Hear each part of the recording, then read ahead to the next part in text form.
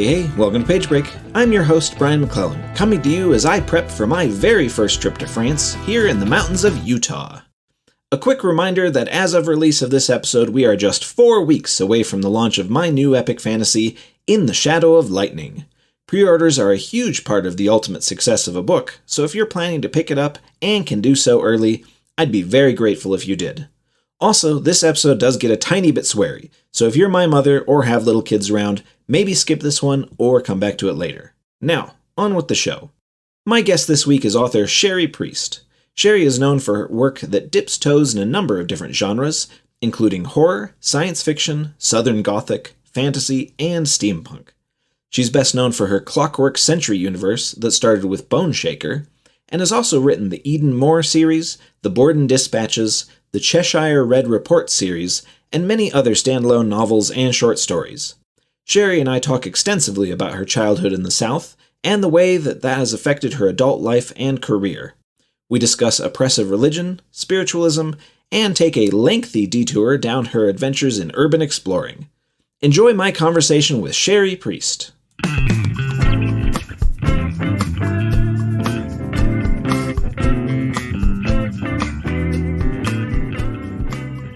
Man, it has been so long since we've gotten to hang out.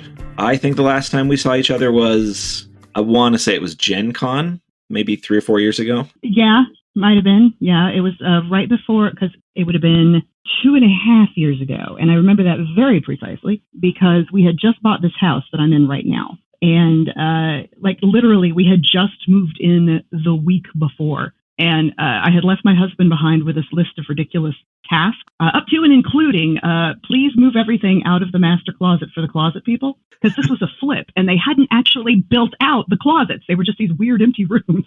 And the closet people were coming while I was going to be in Indiana, so I kind of have that's very tied in my head to this house and that event. So, yeah, it would have been 3 years ago this summer. Oh, man. Second last event I did. Yeah, because the last one I did was in Detroit. It was Confusion that January. Yeah, I think my last one was a local one here. The little LTUE is a little convention in Utah. And yeah, Gen Con was probably my second to last one. Yep. Yeah, it's that and Confusion. Yeah. And I'm going to try this year. I'm in line for Dragon Con. We'll see how it goes. Oh, nice. Fingers crossed. Fingers crossed. It's kind of my home event. I lived in the Southeast most of my life, and I started going to Dragon Con probably, I want to say my first one was maybe 99 or 2000. And I haven't missed very many. Yeah. And now it's so big. It's like, it's its own pop-up city for a week. But I don't know. I know my way around. I don't find it as overwhelming as I might otherwise. And I remember that the year Katrina happened, attendance was way down, and they only had like 20,000 people, and everyone was nobody could shut up about it, and because usually it was like 40,000. Ooh. Yeah. I think last year it was. You know what? I don't even know what it was. I'm not even going to speculate, but it was something insane. It's funny because once you've gone to the same con every many years, you get a vibe for it, and so even if you're like a little bit shy or introverted, you start to recognize where everything is. You kind of know where the big booths are going to be, and it's where all the hotels and restaurants are, and it's way less intimidating. Oh yeah, it's your home turf, and I've had an agreement with the nice people who run guest services for years. Because I lived in Tennessee for a long time, and I would drive in for it, but now we're back in Seattle. And kind of my deal is I will absolutely pay my way in, but will you guys reserve the hotel for me? Because that turned into Hunger Games, okay? Trying to get a hotel room for Dragon Con. And they always do it, and they're super helpful. I love them a lot. But the one drawback is you don't actually know where you're staying until like 2 weeks ahead of time. Ooh. Because I assume they're cashing out like the reserved blocks basically, and they do it right before the event. They've never let me down yet. But there's always kind of just a little bit of tension in the back of my head, this anxiety of, oh no, but I've already paid for my plane tickets. Oh no, where will I stay? Right. I struggle with that because I'm a bit of a priss when it comes to traveling. Oh no, I totally am. Yeah. That's what I mean. This is why it's hard. Right. And I struggle with that with Gen Con. I've never actually been to Dragon Con, but I've done Gen Con a bunch of times, and that's like the whole hotel lottery and all of, and if I get a hotel way out in the boonies, do I have to Uber? Do I have to rent a car? Will I find parking? All of that stuff, such a giant pain. Oh, it's so stressful. So stressful. And I do know how to use MARTA and everything in Atlanta, at least. I can public transport myself to and from wherever I need to go. It's fine. But boy, just not knowing up until the last minute what hotel I'll be in. Oh man, that hops up and down on my OCD. I'm that chick who prints everything out in addition to having my e-ticket and my printed ticket, and I have all my confirmations for all the places and all the things and all the travel. And I can't do that with DragonCon. I just have to cross my fingers and believe. I have to make a wish. Well, burn some incense. And it's funny because I feel like when you go to a convention as just a fan, there's kind of a level of expectation for that kind of thing. It's part of the adventure, right? But when you go as a professional and that you have to be at, a panel at 2 p.m., all these, when you have a schedule you have to keep, it just makes all of the not knowing things so much more stressful. Oh, yeah. And I had to set boundaries with DragonCon probably 10 or 12 years ago. Because I'm friends with a lot of the track directors because they're all from around there. And I've lived in the Southeast. Mm-hmm. And we've all known each other for decades at this point. So they all wanted to put me on all of their panels, which is very flattering. But it did mean, God, I remember one year, it was probably 2011 or 12, maybe, I don't know. But they had scheduled me at one point from 10 in the morning to 12:30 a.m. the next day with 2 1-hour breaks scattered in there somewhere. Oh my gosh. I nearly had a nervous breakdown. I ended up sitting in this hallway crying, waiting for a panel to get out. And some kid dressed as Chewbacca leaned over and handed me a granola bar. It was the first food I'd had all day. I was, thank you. I appreciate you. I couldn't even get to the green room in the Hyatt because you don't have time. No, it's not even that. There are 2 main hotels for DragonCon, and it's the Marriott Marquis and the Hyatt, which is across the street from it. And over the years, they've added more and more hotels. Now there's, I think, 5. But so the Hyatt is where the green room is, but it's on the 26th floor or something like that. I mean, it's the kind of thing you could hypothetically hike. Yeah. But you don't really want to a couple days into a big event. And the elevator situation there is absolutely obscene. If you're not staying in that hotel, good luck. Yeah. Because an elevator is not happening for you. You're just, sorry. So basically everything in the Hyatt, if it's not in the bottom 3 floors, nobody can get to it. But anyway, sorry, my DragonCon ranting. I love it. I really do. It's my favorite event, and it's too big and it's too messy and it's too convoluted. But it's still kind of my home event, and I'm really looking forward to going back because I've missed it for the last few years, and that makes me sad. Yeah, that's where all my friends are. We don't get coworkers like normal people. That's our water cooler. Right. I'm sure that listeners are kind of sick of me talking to all of my author friends about this weirdness of COVID, making it so we don't actually get to hang out with each other. Oh yeah. But that's something on all of our minds all the time, right? Totally. I'm in I guess 3 different Slack groups at this point. 2 of them have gotten kind of quiet, but one of them it's a ladies group, and that one has held strong, and we occasionally have Zoom meetups and that kind of thing. But I mean, being sociable for the last couple of years has just been, and it's weird for I'm kind of an extrovert, but I also need a lot of alone time to do this job, and that's never really been a problem except for the last few years where I haven't had this pressure release valve of these events where I can go and hang out in the bar and just yell and be silly with my friends and gossip about what editor left where and what agent is now representing who, and who's picking up what. It's shop talk, but it's also, oh my God, it's so good to see you guys. Yeah. I work from home by myself. I don't have anyone to talk to but my husband and my dogs and my cat, and they don't listen. Right, exactly. I had a chat with Brian Stavely recently, and he was talking about how one of the things he does to try to not be so lonely just sitting at home by himself all day is that he keeps up on all of his friends' office gossip, and I found that hilarious.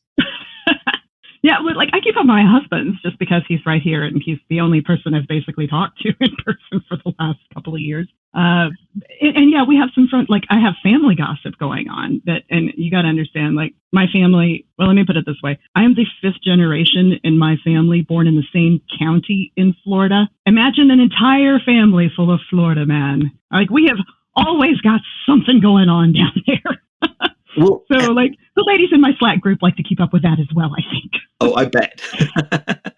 See, I was going to ask you about your family because you were raised kind of religious, right?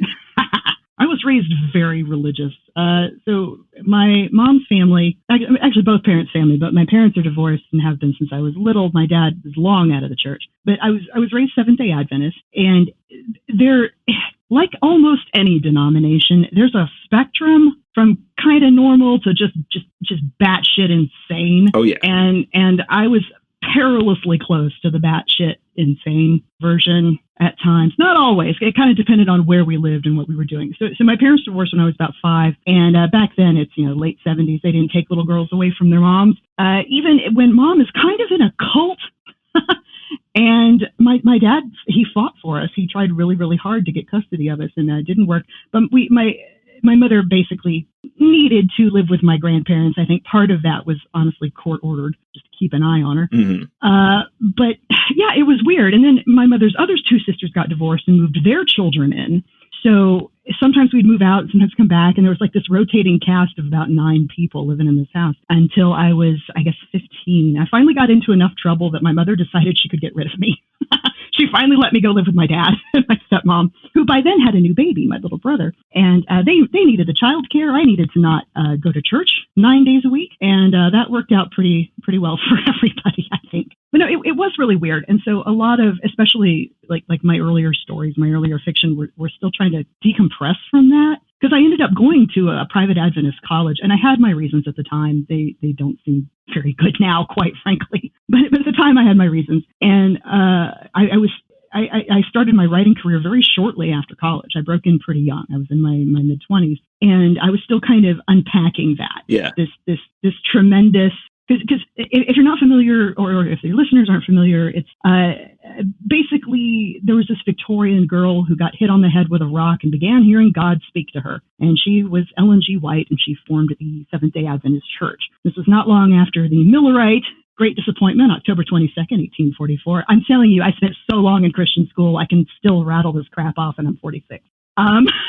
So they form this little secondary church, and they go to church on Saturday, and it's there's some Venn diagram overlap with Judaism, most of the same stuff, quite frankly. Mm-hmm. Like the dietary stuff. Friday sundown to Saturday sundown is when you keep Sabbath and that kind of thing. And I went to Sabbath school, not Sunday school. And God, every time I try to start explaining the underpinnings of this faith, people start giving me weird looks. But we're just doing audio, so here you go. Basically, they think that the world... So Jesus is going to come back. It is an eschatological religion. Mm-hmm. He's going to come back, and he's going to destroy the world, except for his chosen people. And hell is not really a place so much as an event. It's something that happens. There's like 1,000 years of peace. And I don't know, all the good people get to show up and turn on their TVs and watch all the bad people roast in a lake of fire. That kind of thing. Yeah. And like you do. And there's a lot of Revelation seminar stuff. There's a lot of, quite bluntly, it is akin to the QAnon phenomenon, where we're going to parse every single letter and every single word of every single thing, and we're going to figure out what this biblical prophecy means. And we've got it, y'all. We got it. We got it nailed down. And I remember hearing about the Whore of Babylon when I was like 3 or 4 years old, and I didn't know what any of those words meant, but it was very confusing to me. And my grandfather actually traveled preaching Revelation seminars. So he was an Adventist minister who, at least on the surface, was actually a pretty normal man and a good guy. He's been, largely a good guy. I mean, what can you say? He was an old Southern white man, and he had his issues. But he recorded these sermons and these workshops and would sell the tapes back then. We're talking the early 80s, mid 80s, right, up through the 90s, and kind of supplement his ministerial income. And we would do these little road trips everywhere, and I would sit in the audience and listen to my grandfather give 4-hour workshops on the Whore of Babylon and incoming prophecy and the 4 horses of the apocalypse and all that. And it's hard to believe I wound up writing horror, quite frankly. I mean, but I've always told people, it's like kids who are bullied who grow on to become bullies. Like, I was scared a lot as a kid. Yeah. My earliest memories were of just being abjectly terrified of something, anything. And now I like to scare people. Well, I'm sorry, go ahead. No. I just found that I found that really interesting, because when I was kind of reading a little bit about your childhood, that very much connected for me in terms of okay, that makes a lot of sense that Cherie's so drawn to kind of supernatural sort of stuff. It makes so much sense. Oh, yeah. And I mean, like, as an easy example, one of my earliest memories, I was probably 3 or 4 years old, and my parents were still married. We were in the church parking lot, and my mother, who's a very earnest woman, and I think that's probably going to be the kindest thing I'm going to say. My mother is a very earnest woman who was very earnestly telling me about how, when Jesus comes back, it'll be wonderful. All of this will be destroyed. And basically all of my friends who she didn't like probably weren't going to heaven. And probably not our dad either. They might have been in the middle of divorce by then because he doesn't love Jesus anymore. And not your dog. No, your dog doesn't get to go to heaven either. That's all got to burn in the lake of fire. But not you and not me, because we're good people who love Jesus.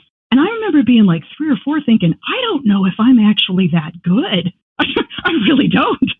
I pushed a kid in preschool the other day. I lied about stealing a bit of candy. I don't actually think I'm very good. I'm certainly not any better than like my dad or my dog.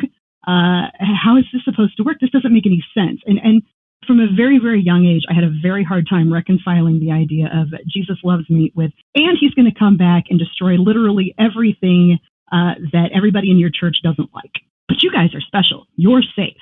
And that it never clicked for me in any meaningful fashion. And at times it was very conservative. We were occasionally mistaken. Adventists and Mormons get a lot of overlap, as well as Jehovah's Witnesses. People kind of all fold them into the same thing. Yeah. Some of those ladies don't wear makeup and have long dresses, that kind of thing. Right. I grew up Mormon, and what you're saying, I was fortunate that I had quite reasonably normal parents, but what you're saying definitely overlaps with a bit of my childhood experience. It usually does. Me and Mormons and Jehovah's Witnesses, like anybody who leaves those, I have actually an entire cadre of ex-Mormon friends at this point. Like we all kind of find each other. And again, it's a huge spectrum. It's a huge sliding scale of human belief and practice and social instruction. But largely, when I was younger, it was from the more conservative end. Mm-hmm. And, one day you're going to grow up and get married and have babies, and that's what you're going to do, kind of thing. And I remember thinking, I don't actually know if I want to have kids. I don't like my baby sister very much. I didn't ask for that. But I remember, like, my mother would force me to say my prayers every night, begging Jesus for a baby sister. And I'm like, I don't want why am I doing this again? Why do I have? But there was all this, well, no, if you ask Jesus, it'll be okay. Jesus says it's fine. But Jesus's opinions and support really seemed to overlap very heavily with hers and the things she liked and the things she wanted. And it was just kind of like, even being a little kid, watching some of this, especially because my father, again, was not into the church per se. And he was kind of being the sounding board on the side, like, yeah, you could ignore that. Yeah, don't pay attention to that. No, that's crazy. But, okay, I remember once when they were still married, so I would have been around the same age. I would have been 3 or 4. It was Halloween, and I decided I wanted to be a witch for Halloween. I was very excited about it. So my dad got me a costume, and he dressed me up, and my mother came home and absolutely lost her shit. And I have a very, very clear memory of her holding me up to this mirror and telling me, like, you see what you look like? You look like a lady who has sold her soul to Satan. And those ladies burn in the lake of fire. Is that what you want to look like? Is that who you want to be? Oh. And my dad in the background going, it's a costume. Yeah. She's a baby. Come on. But nothing, not even the smallest little, tiptoe away from the cross was tolerated for her. And I mean, she got primary custody of us, and she was our primary caregiver for the longest time. And there was a lot of really, really strict gender conformation that was absolutely insisted upon in every possible way. And it turned out that one reason I had such a hard time with that, as I learned literally less than a month ago, is I have a pretty significant form of ADHD. And I was behaving like a boy, and they didn't like that. Yeah. And I had the hyperactive kind, not the inattentive kind, which is more common among women. And girls like me were socially policed really, really, really hard. And it turned into OCD and anxiety and everything else. I mean, I remember Mom I remember the first time I heard the word neurotic, I had been at daycare, preschool, something, and the teachers had brought us out to this field of wildflowers, which I remember very clearly was beside an interstate. And I have questions now. But we were little bitty kids in a field of wildflowers beside the interstate. And we were supposed to pick bouquets for our moms and make bouquets for them, pick flowers, I mean. And I had seen some pictures of some bouquets. I had like those little stickers that they used to give you in church, you lick them and you stick them on stuff. Yeah. They weren't even sticky on the back. Right. So there was one that was like presents for Mother's Day, and there's a bouquet and there's a whatever. So I had a mental image of what a bouquet was. And I was very disappointed in the wildflower offerings, but I did my best. And at the end, I remember sitting down with my thumbnail and my finger and trimming the ends off of the bottoms of all the flowers so that the base of the bouquet looked like it had in the picture. It had been tied with a ribbon, and then all the stems were even at the bottom, Yeah. And when I gave it to my mother, she started freaking out.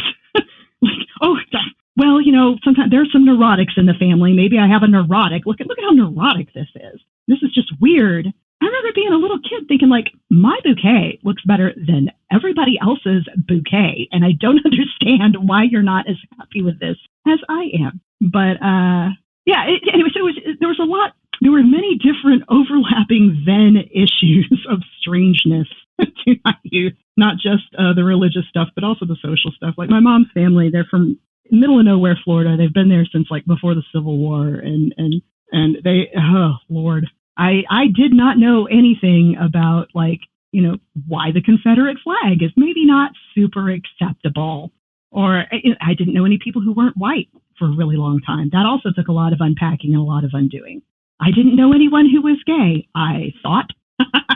10-year college reunion, you find out different, but still, it was weirdly insular. And it was like this weird this pressure cooker where everyone has to conform to exactly the same right things all the time. And then when I ended up in college, I thought my family was pretty crazy. Oh boy, I was mistaken about that. For one thing, there was a group of people who liked to protest at our college. Again, a conservative Adventist college. They would show up between, we had to go to Vespers and worship sessions and whatnot. The church was across the street from the dormitory, so we had to cross the street at this crosswalk. And they would stay at the crosswalk and they would hand out this literature that made chick tracts look completely sane.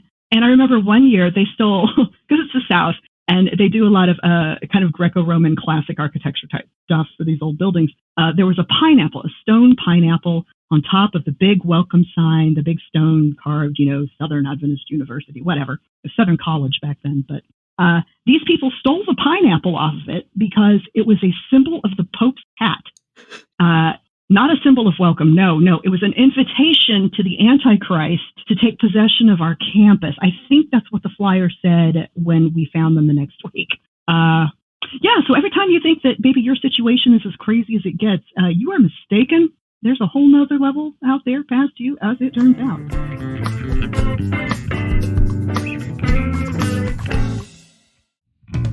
Hello, Page Break listeners. Brian here to let you know that my next epic fantasy, In the Shadow of Lightning, is now up for pre-order from Tor Books. Glass Immortals is a whole new universe that introduces you to assassinations, intrigue, industrial magic, harrowing battles, heartbreaking disasters, and more for new readers and old. The book is out in the US on June 21st and can be pre-ordered from Amazon, Audible, Barnes & Noble, or get a signed copy straight from my website. Remember, pre-orders matter massively to a new book, so make sure you get that done. Thank you all so much for the support. Now enjoy the rest of the podcast.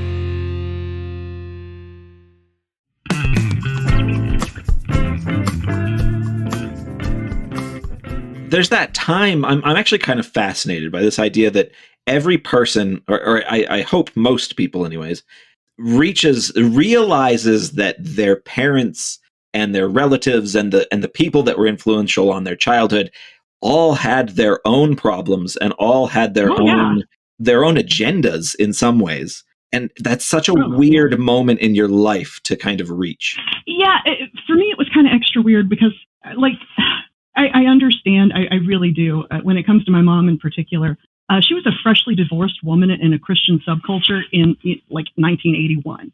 I do get that there was a great deal of pressure on her to successfully conform and have her children conform. And I asked her, actually, when I got my ADHD diagnosis, I was like, I've had 4 people suggest this to me over the years that I should, go and get tested for it. You have a master's degree in education. Did it never occur to you? And I want to be clear, she was either my teacher or my principal half the damn time when up through high school. And I was like, you have to have like at least suspected maybe something was a little neuroatypical about me. And her entire response was to the effect of, well, yes, obviously, but you were my kids. I couldn't have you behaving like that. Like, behaving like what? And she would, so I got punted off into all the, the advanced placement reading classes and stuff like that. And that got rid of me, or at least distracted me, or kept me occupied enough that, the first person who ever suggested I might have ADHD, I was in graduate school at the time, and I openly laughed at her. Mm-hmm. I was like, I am in graduate school. I am an excellent student. This is the only thing I'm good at. Really. Don't be ridiculous. And she was like, still think you should. And I need to email her and tell her she was right. She was my boss and advisor. Lovely woman who ran the rhetoric department at the University of Tennessee. Well, and is now retired, but we're still friends. that seems kind of like, I don't know, like looking back on my childhood, I feel like, so I was born in 86. So my kind of awareness of these things, a mere baby. my awareness of these things only began maybe in the mid 90s, but that feels like the time at which, kids around me were starting to get diagnosed with things, right? Yeah. And, mental health was starting to get talked about like quietly. And I feel like there were some spots where my mom really wanted me to get diagnosed with, something or another. But I think she was really terrified of me going on medication and not really understanding, not knowing what that was going to do. And it, I mean, there's places where I feel really bad for parents, especially parents that are kind of early on in the science of those things, trying to figure out, okay, how do I help my kid? But also, yeah, like you mentioned, all that society pressure of my kid has to behave, my kid has to reflect well on me, all that stuff. Yeah, especially when you're the divorced lady that the church went out on a limb and hired. Yeah. And that end of, and again, this is not all Adventists, but in my family, at least, or at least with my mother, she does not like the idea of mental health medication. And she kind of comes down on the side of, well, you just need to get right with Jesus. You just need to buckle down and read your Bible and pray, and you'll be okay. And if you're not okay, well, you're doing it wrong. And it's extra problematic because a pretty significant variety of mental illness runs in my family. I'm going to be real circumspect, not that I think any of them are going to listen. Bipolar and with a touch of schizophrenia pops up at least once every generation in my family. Yeah. And I have someone on my mother's generational tier who came and went from our place quite a lot, this woman at one point grabbed a gun and chased her son around the house trying to shoot him because she thought he was possessed by the devil. And I don't think she ever went on anything stronger than Valium, because that's not what you do. But then she had trouble sleeping, and so she started doctor shopping. I don't remember how many times she OD'd on sleeping pills in the times where she was coming and going. But it was stuff like, I remember once we were all in a car and she got lost and she got really frustrated and freaked out and decided that she was just going to run us into a wall and kill us all so we could just go to heaven and she wouldn't have to find her way out of an industrial parking lot in South Orlando. But like it was that kind of serious. Like it's kind of funny to tell stories about it now sometimes, but sometimes I will be telling a story and being like, Jesus, that was really fucked up. Why were we laughing about that? What the hell? But this is not the only person in my family with these issues. And my mother has some anxiety issues as well. And I think maybe has some other things. And my sister has also had significant mental health challenges. And she at least has been very conscientious about getting help and medication and managing her stuff. And But yeah, no, my mom is very much of the opinion that, you just need to get right with Jesus. And then that attitude actually got someone in her church killed at some point. It was a guy who had significant depression and he was on medication for it. This would have been in the late 90s, I think. And he killed himself after the church talked him into getting off of them. And after that, she kind of softened a little bit. But by then, it wouldn't have mattered for me anyway. Yeah. And I don't know, it was all just really, really, even now, like my husband and I have been together since 1999, and once in a blue moon, he'll hear me just reference something in passing and be like, wait, what? Back up. Like it's happened as recently as this year where he's been like, hang on one more time. What was that? And it'll be something just, oh, well, there were no such thing as dinosaurs. Satan planted all of their, oh, no, that's not it. Oh, there were dinosaurs. They were created as genetic experiments by the antediluvian population and destroyed in the flood. That's why God really had the flood, because pre-flood humans were tampering with his creation, according to Ellen G. White. And he had not heard that one yet. That one really threw him for a loop. And I was like, yeah, we got taught some pretty weird stuff. Well, it's funny because you run into a lot of authors who grew up in religious families. And I feel like sometimes that's not a shock at all, because a lot of religion feels very science fiction fantasy. It really does. I mean, Lord, anybody who's read Paradise Lost, my mom has a story she likes to tell about me where I was about 4. And so we're talking like 78, 79. And she had this sewing machine she always used. It had this big gray case with this funny texture to it. I remember she would strike matches on it. Of all the weird things I remember from my childhood, I have a very distinct memory of her striking matches on this sewing machine case. But I have always been chatty. I have always told stories. And I was telling my mother a story while she was sewing. My mother would sew most of our clothes and things. You know the type of subculture I'm talking about. Yeah. And she's sewing at the dining room table while I'm stomping around the dining room telling her this story. And so at the time, I had 3 cousins. I have more now. That's why I phrase it that way.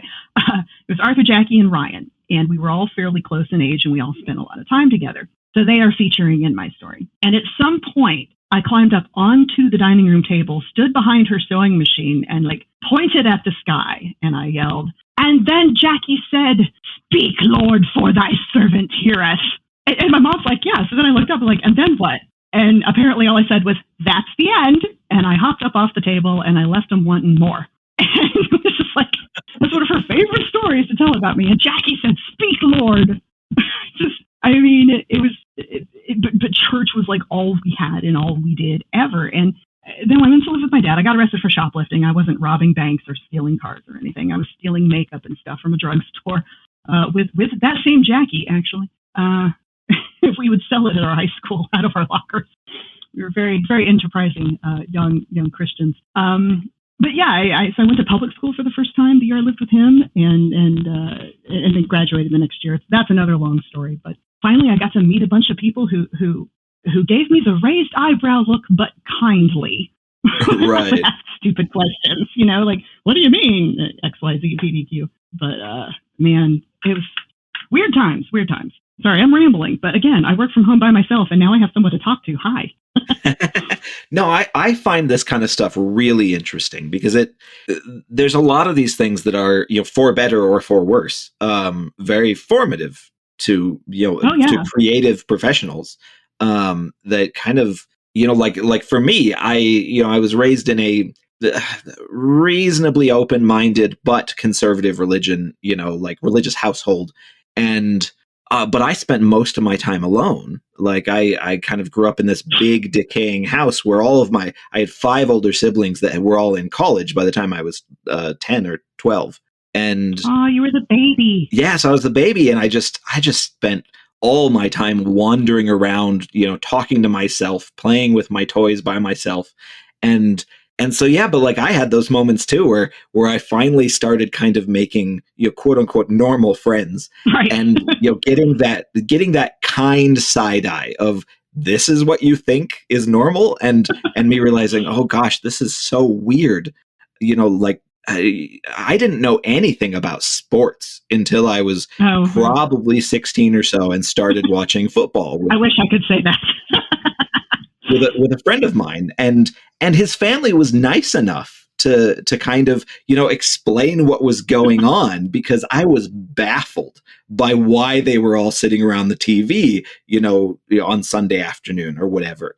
And, but those kind of little things become very formative to you once you've kind of, moved on to the socializing part of getting older, right? I think once your context starts to shift, and your circles broaden. But I mean, exactly what you're saying about just talking to yourself all the time. Me and my cousins did that too. Well, we were poor. We didn't have a lot of stuff. My dad was in the Army, and he was the rich one. Literally, anytime we'll ask your father, he's got all the money. And he was, again, in the Army. this was not a family with money. But we had a bunch of like old board games and stuff. And I remember one day trying to explain to a friend of mine who had come over. And I warned them, I'm like, you're going to have to come to church with us. I'm real sorry. But they were curious because they'd heard some of my stories and were like, all right. So I had to explain that we could play Risk. We had the board game Risk. Mm-hmm. But on Saturdays, we have to play Bible Risk. Bible Risk. And that was like the fun thing about my grandfather. If you could make a case for it, he'd allow it. So like, the reinforcements card was like the children of Israel. And the Navy was Noah. The admiral was Noah. And like, we just did stuff like that. We're like, okay, well now this general over here, that's going to be Joshua. But we would play Risk. And as long as we kept up the charade that we were playing Bible Risk on Saturday, that was okay. And our mothers didn't like it, but if Grandpa allowed it, then that was acceptable because nobody would dare question him. And he was lovely. He wasn't like a big, scary person. He was not a big man. He had a big booming Southern preacher voice, but he was a calm and reasonable, for the most part, dude. And whatever he said went. And so you could always appeal to the higher court of Grandma if your mothers were acting crazy. That was the deal. But let me put it this way: when my father, and again, my parents by this time had been divorced for a dozen years at least.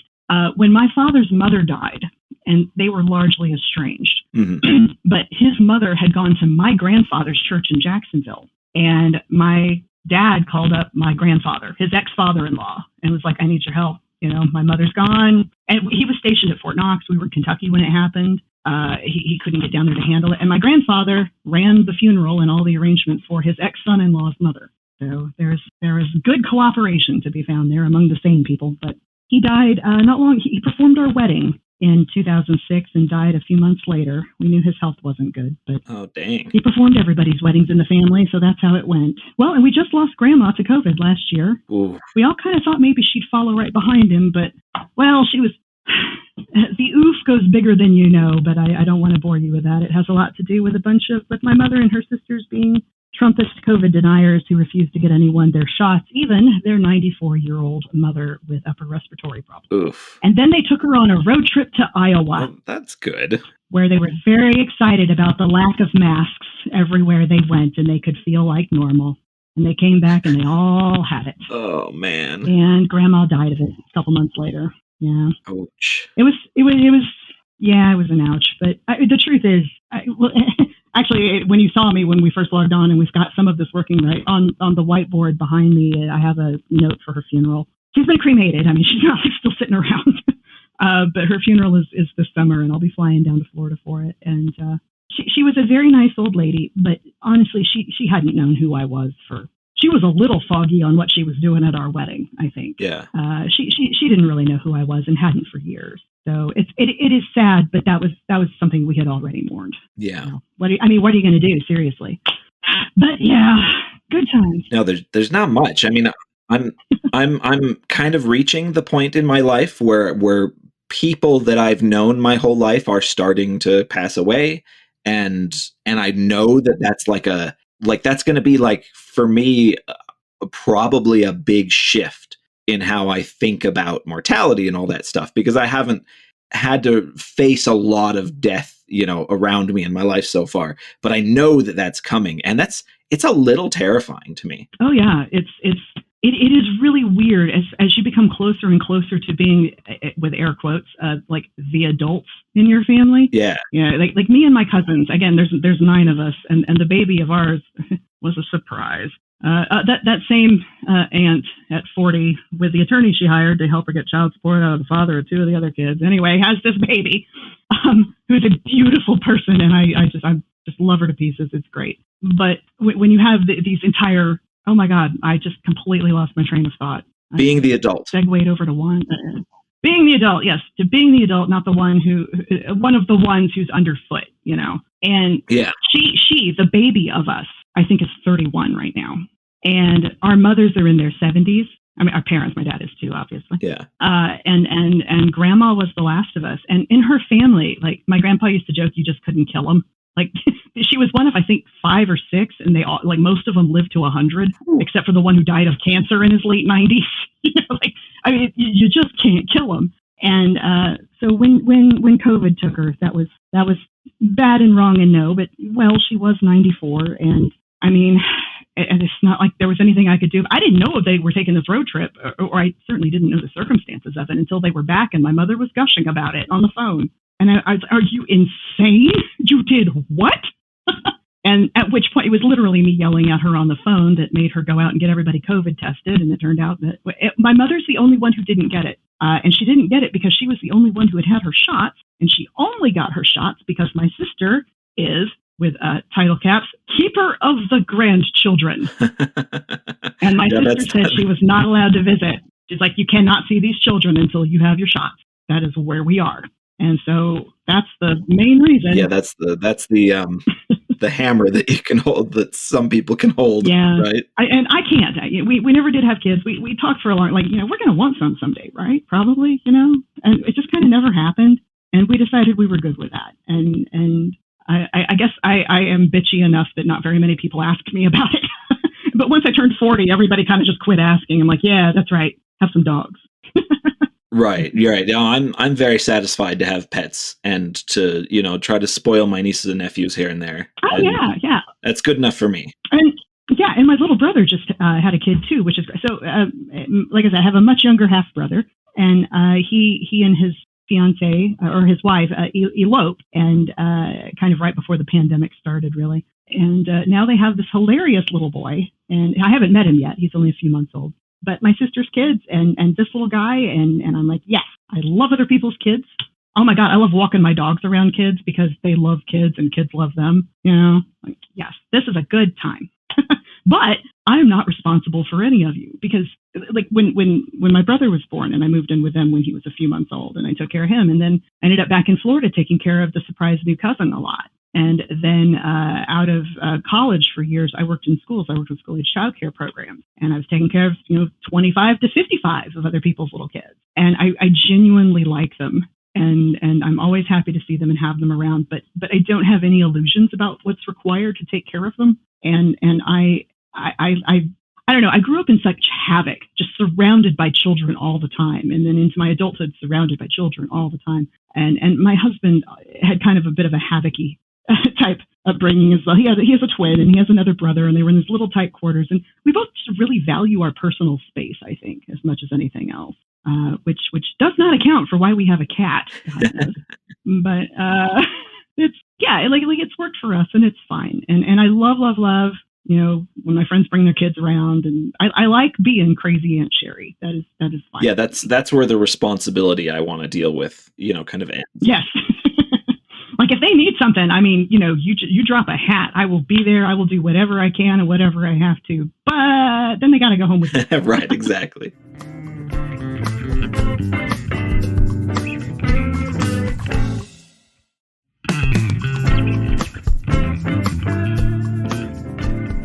Now, I was curious, do you still do urban exploring? Well, not lately.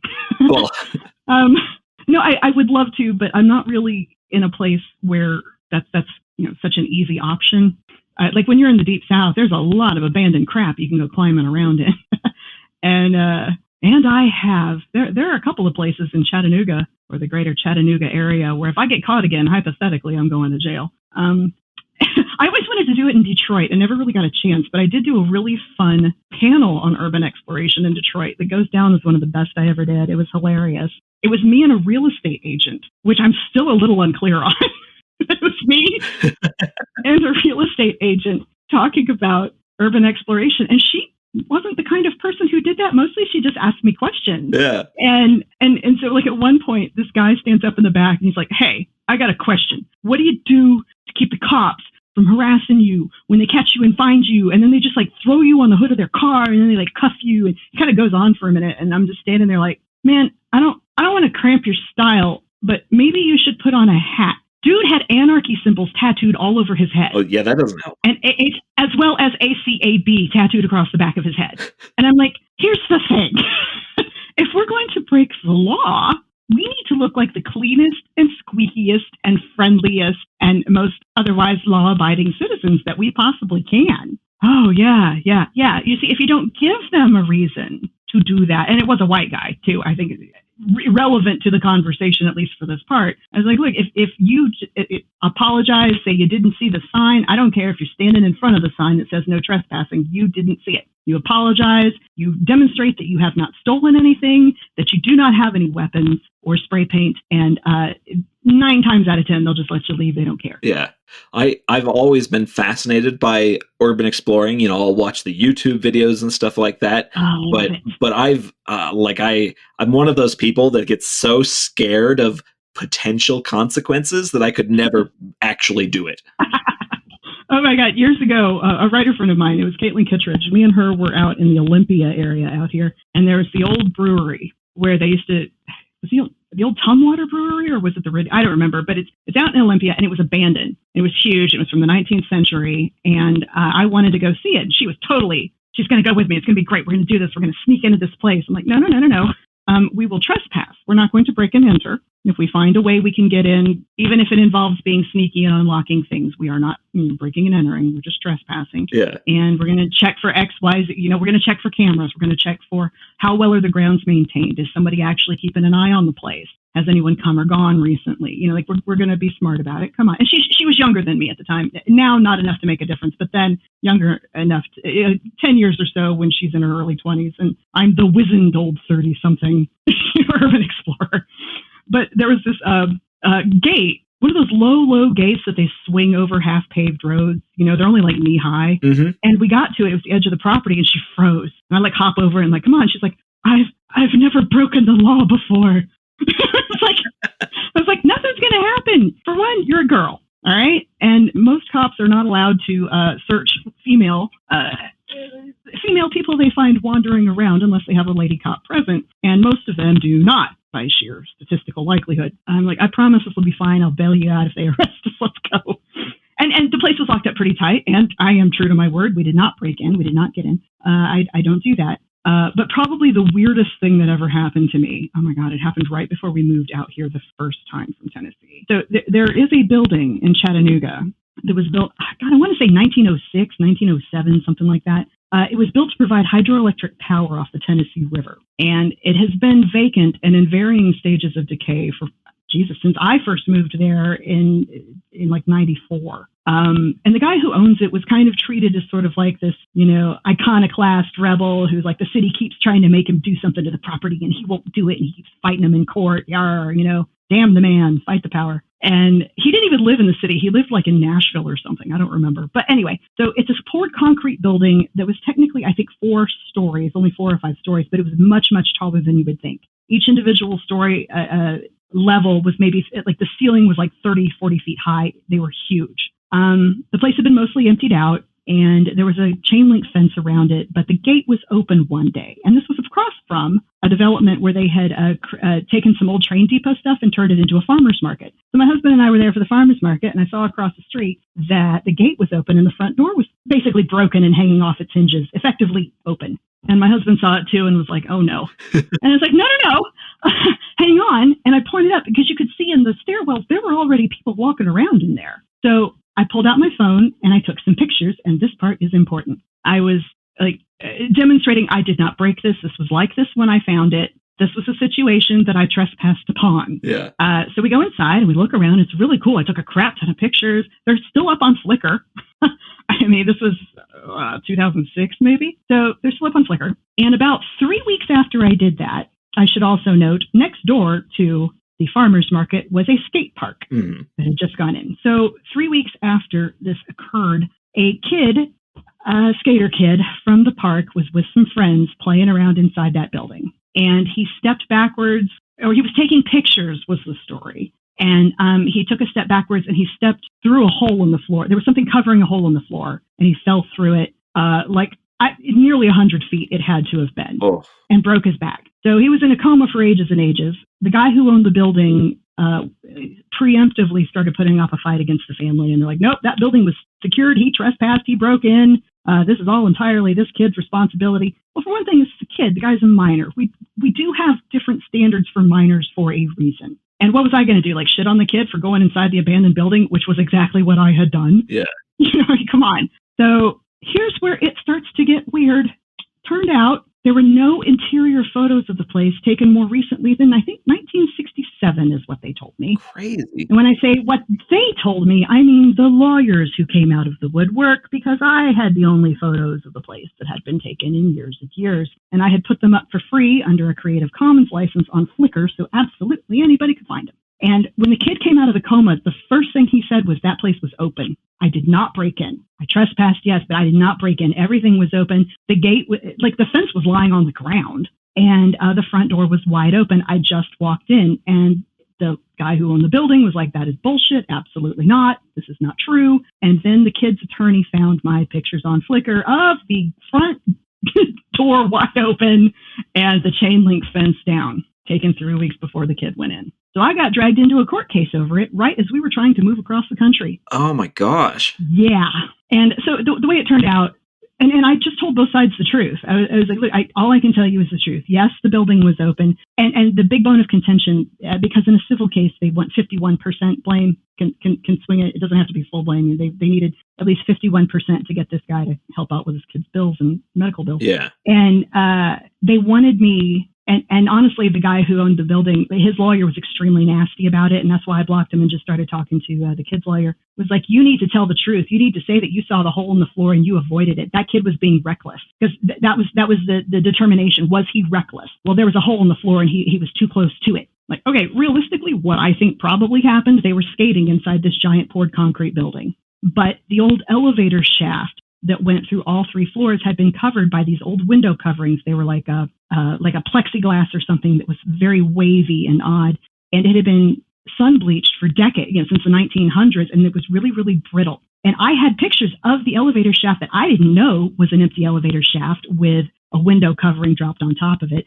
But I was older and more experienced, and I don't step on anything that I can't see the bottom of. So I avoided it. But I did have photos of it. And so I just stopped talking to that guy's lawyers, and he threatened to subpoena me and all this other crap. And the whole thing was just a mess. But I was like, look, here's the thing. Here's the pictures. This is what he fell through. No, he didn't see it. And the other lawyer was very, well, but you didn't fall through it, so you must have seen it. No, I didn't fall through it, and I didn't go over there because I know not to step on something that isn't poured concrete in a building of this age. This is a 17-year-old kid. And the whole thing was just a huge cluster.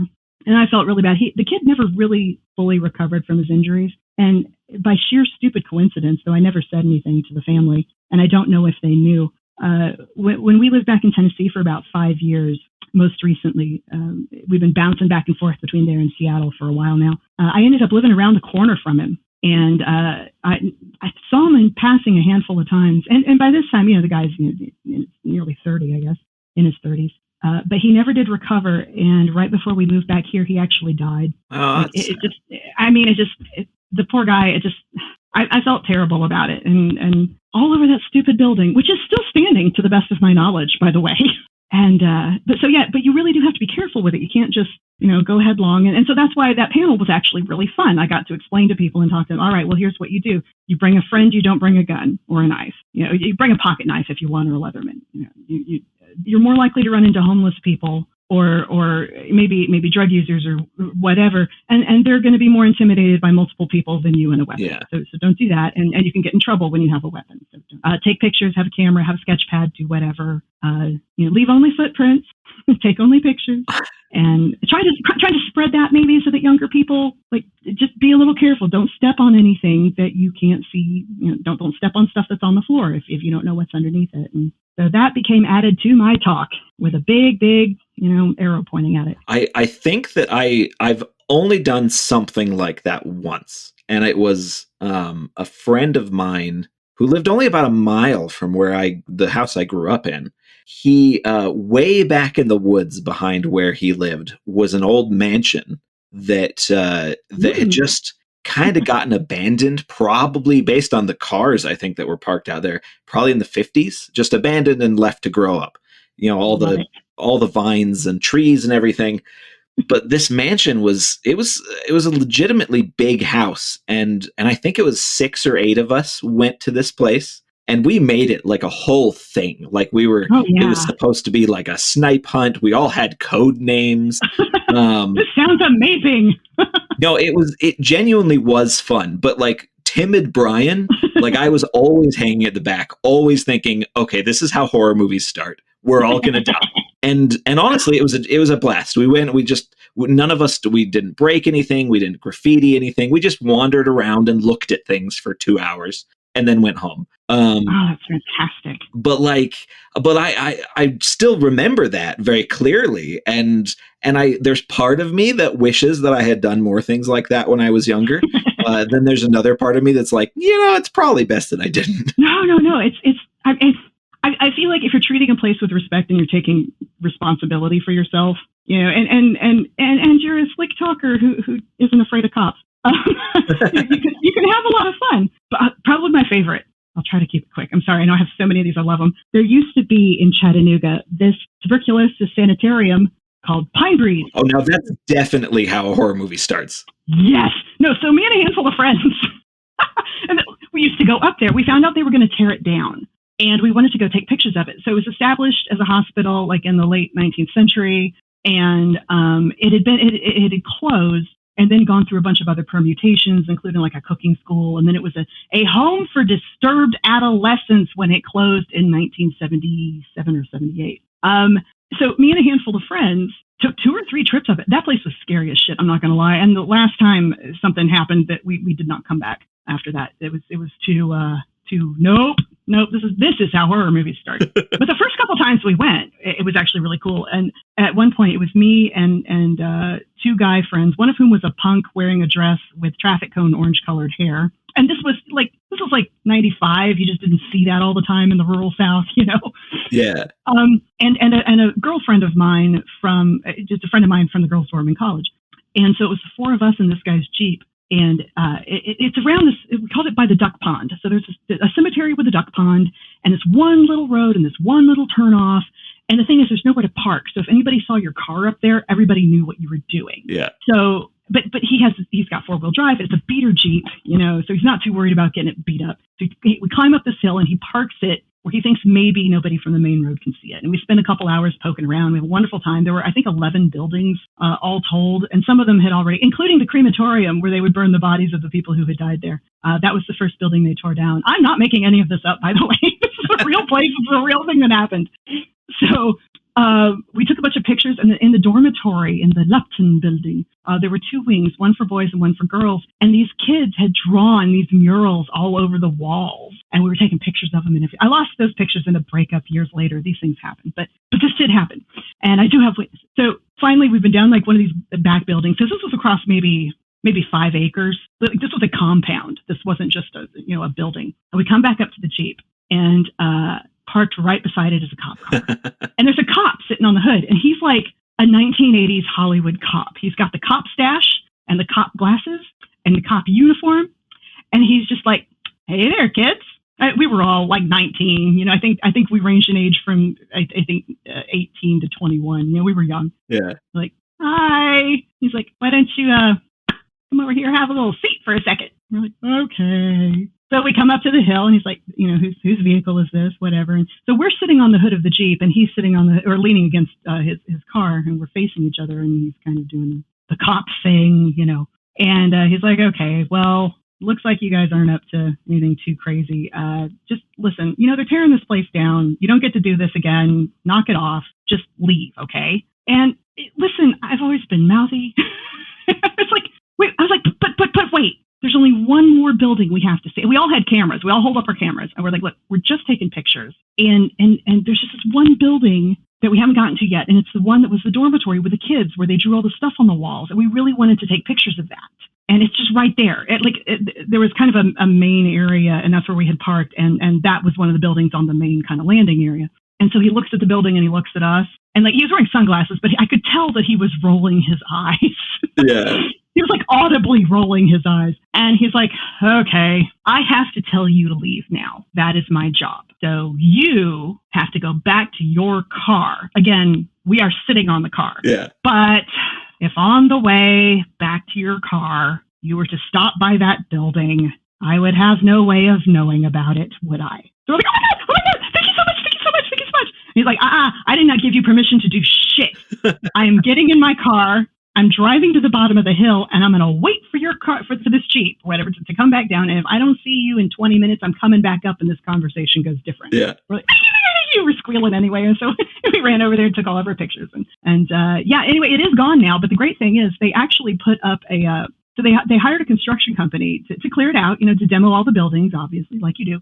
And they were going to put in like some kind of office park or something up there. But the demo was only supposed to take like 9 months, and it took like 4 years because they couldn't keep crew members because of all the spooky shit that kept happening there. And then oh man, I'm serious. I actually did a call in. I'll say that in a second.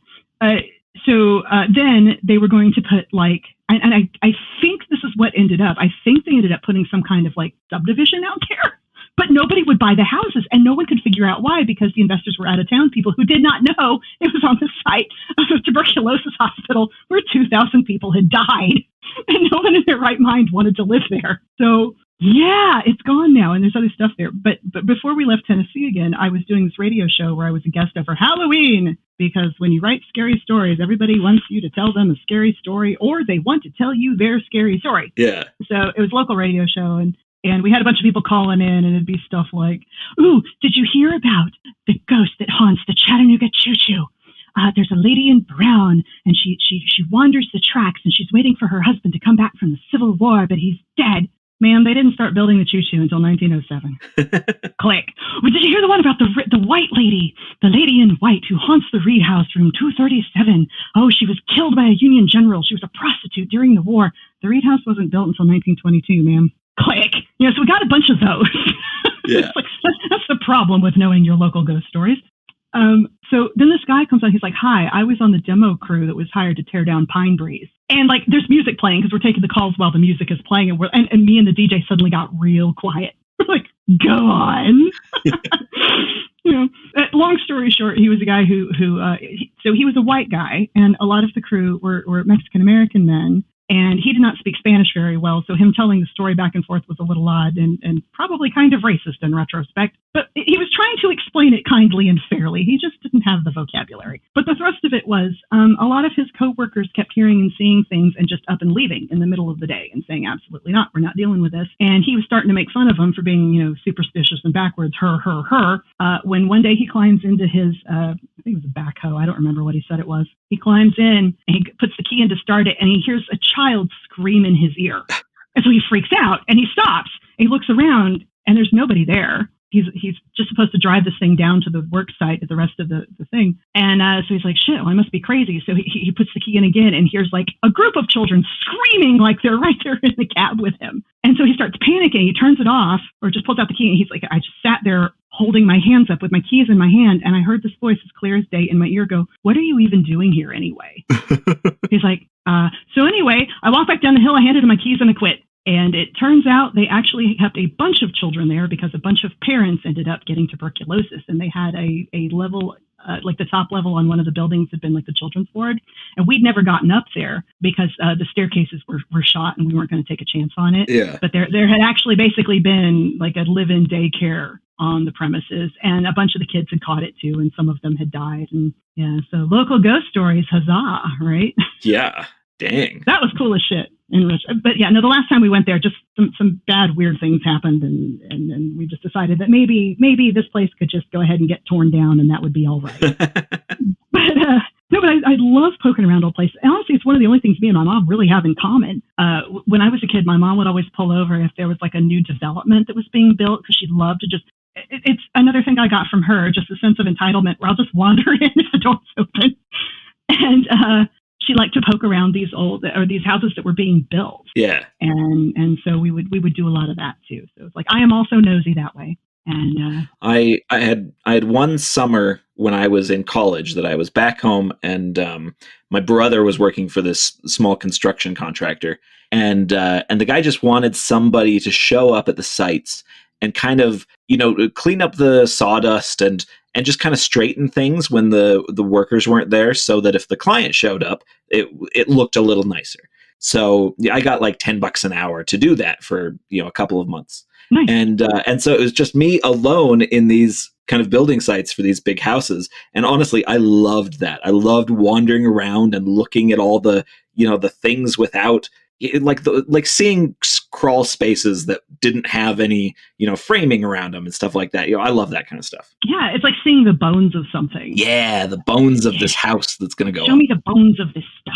Yeah. Very cool stuff. Yeah, I mean, you were asking if I was still doing urban exploration, but when I tell stories, they're all about being back in the South and back in the Southeast, because there's a lot more abandoned buildings, frankly. Less so now than there used to be. But I mean, when I was in my late teens and through college living in Chattanooga, the downtown core there was just a wasteland. Mm-hmm. Literally the only thing at the south end of the city was the choo-choo. And it had this big, still has, this big garish neon light, Chattanooga choo-choo on top, like this weird crown, But it was surrounded by just absolute urban waste. Because back in the 60s, everything that, the rail lines pulled up and that was just it. There was no more where. It wasn't even like a bad part of town. There was just nothing there. There was no one there. And you could quite literally just wander around and push open doors and walk into warehouses, where the farmer's market was. Used to be a giant train depot that I personally had let myself into and poked around in before they restored it and turned it into a thing. Huh. And we bought this house. Oh, that's so cool. Oh, yeah, it was wild. I was so glad they saved it. I hate seeing that stuff torn down. I love it when people can reuse it nicely. But we bought this house in an older part of the city called St. Elmo that I loved terribly. It was a historic home, but it was one of these houses that had, or one of these neighborhoods that had some boom and bust times and was struggling to come out of a bust time when we bought it. And now we could not buy that house back for more than twice what we paid for it. But so it goes. But a friend of mine who was helping us move in was like, holy shit, I've been in this house before. There's a door. He's like, no, there's a door downside on the basement, right? And I was like, yeah, there's a crawl space out front with a door. He's like, yeah, we all came inside of here. We threw a party in the 90s. He's like, well, it's vacant. Nobody lived here. Nobody cared. I'm like, holy shit, you partied in my house. He's like, it did not look like this.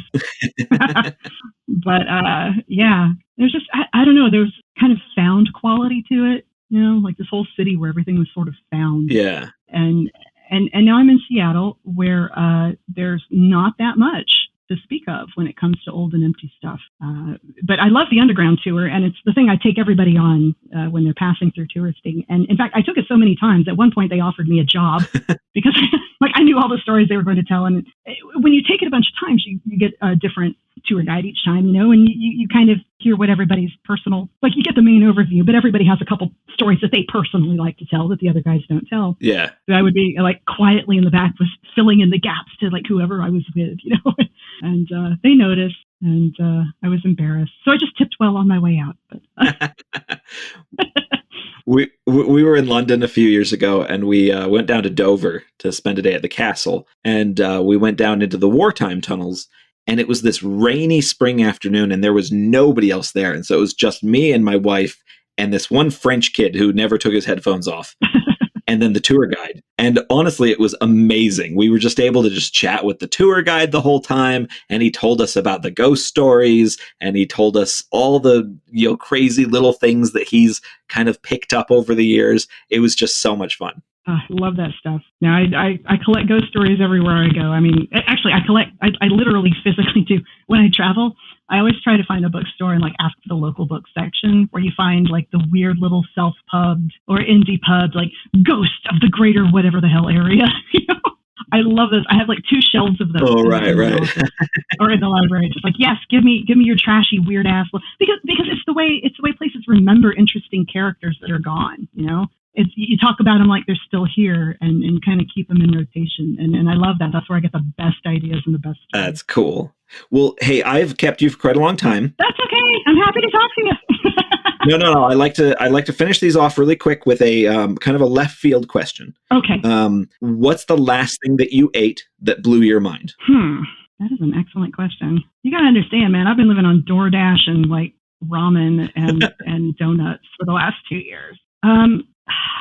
Shoot, I don't know. Oh, well, no, that's okay. It's stupid, but I'm going to say it anyway. No, do it. I was adventure picking in the grocery store the other day because I went hungry, which which you're not supposed to do, obviously, for these reasons. But I went to the grocery store hungry, and I was in the frozen desserts aisle for some reason. My husband wanted some ice cream for some reason, and Martha Stewart's apple peach frozen hand pies are absolutely forkin' phenomenal. They're really, really good. I was so excited. I had found something new and delicious to sustain me during this difficult time. And you bake them for 25 minutes, and they're perfect. They literally just taste like homemade, and then you dump a bunch of ice cream on them, and they're fantastic. Other than that, the only thing I can think of is that there's this really great Indian food place. I can't even think of what it's called. It's something very generic, in a strip mall out by South Center Mall. It's a little mom and pop joint, and their food is phenomenal. And we only just discovered them recently, so we've been eating there like every weekend. Oh, that sounds great. Yeah, but we haven't, we haven't been out and around and eating anything in a long time. So I'm dying for a burger. Like, the best burger I have access to right now is maybe Five Guys, and I like them fine, but I can do better.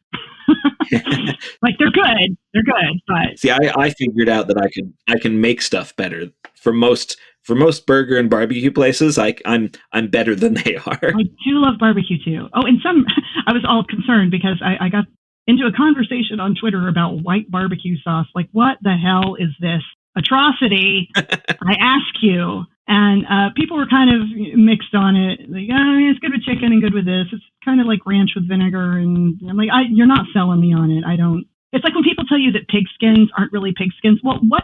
Calling them pig skins is an improvement? Good God, what are they? And I don't want to put that in my mouth. But yeah, delicious stuff. Now I'm hungry. Thank you. I'm actually going to the grocery store after this. I'm going to have a snack first. Yeah. Take that granola bar right before you leave. Shit. Now I'm like, man, I should have this. But no, I'm not much of a cook. I don't like to cook. Mm-hmm. My husband's a good cook, but I don't much. I'd rather just, and left to my own devices, I'll just subsist on like cereal and Chef Boyardee. I kind of eat like trash, to be perfectly blunt. I'm not very picky, and it's just never really mattered to me. Yeah, but Michelle's pretty much the same way. She's just like, if you don't feel like cooking, we're having cereal tonight. Yeah, no, absolutely, or DoorDash. Now, my husband had a medical issue last year. He ended up in the hospital for a little bit, and I was freaking out. And Bill Schaefer over at Subterranean kind of saw me wigging out and sent me a gift certificate, basically, for DoorDash. It was like, here, it sounds like you could, yes, thank you. This is the greatest thing ever. And so now we spend entirely too much on it, quite frankly. I had been avoiding it because I knew me, and I knew I was going to do that. But that was a very thoughtful gift that I was very appreciative, and we are still, that's long spent, don't get me wrong, but I'm still appreciating the DoorDash. Oh, yeah.